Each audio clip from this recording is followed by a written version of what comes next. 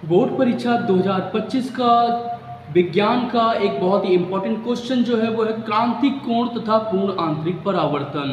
क्रांतिक कोण को इंग्लिश में क्रिटिकल एंगल कहते हैं और पूर्ण आंतरिक परावर्तन को टोटल इंटरनल रिफ्लेक्शन कहते हैं। तो हम शुरू करते हैं वीडियो को।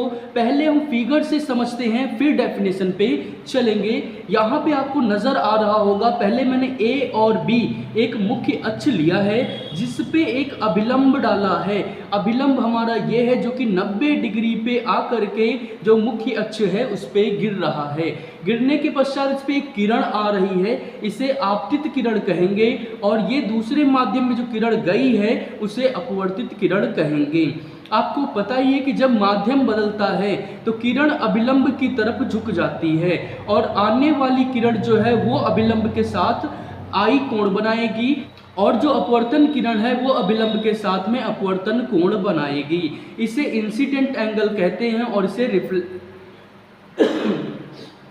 इसे रिफ्रैक्टेड एंगल कहते हैं। यही सेकंड फिगर देखेंगे, जब हमने जो हमारी आपतित किरण थी, जो इंसिडेंट रे थी, इसके मान को बढ़ाया तो ये अभिलंब की तरफ यानी नॉर्मल की तरफ ना झुक करके क्या करती है, प्रिंसिपल एक्सिस यानी मुख्य अक्ष की तरफ चली जाती है और इसका जो कोण बनेगा वो 90 डिग्री बनेगा।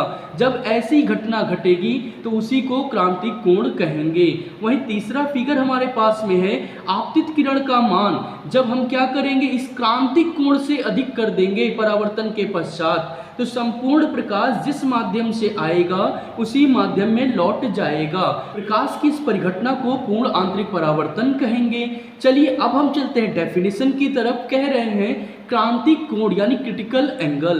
क्रांतिक कोण सी सघन माध्यम में बना वह आपतन कोण है जिसके लिए विरल माध्यम में अपवर्तन कोण की जा का मान सदैव 90 डिग्री होता है। जैसा कि यहाँ आपको फिगर में देखने को मिल ही रहा है, यहाँ अपवर्तन कोण हमारा 90 डिग्री बना है, इसी को हम क्रांतिक कोण कहते हैं। यहाँ पे माध्यम जो है हमारा एयर से हम ग्लास में जा रहे हैं तो ANG बराबर 1/sin IC, और यहाँ पे क्रिटिकल एंगल का मान कितना है, 90 डिग्री है, जहाँ IC यानी कि जो हमारा क्रिटिकल एंगल है वो 90 डिग्री होता है।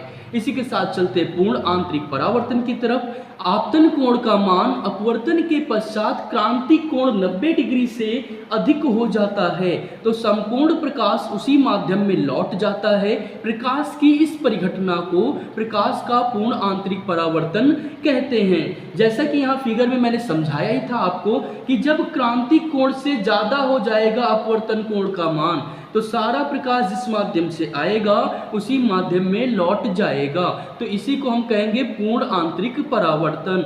अब बात आती है कि कुछ एग्जाम्पल्स जिससे हम समझ सके पूर्ण आंतरिक परावर्तन को डेली लाइफ में। तो आपको पता है हीरे का चमकना, हीरा जो होता है वो बहुत ज़्यादा चमकता है, इसीलिए एग्जीबिशन में उसको हमेशा एक लाइट के ऊपर रखा जाता है ताकि उसकी चमक और ज़्यादा बढ़ जाए। दूसरा है रेगिस्तान की मरीचिका।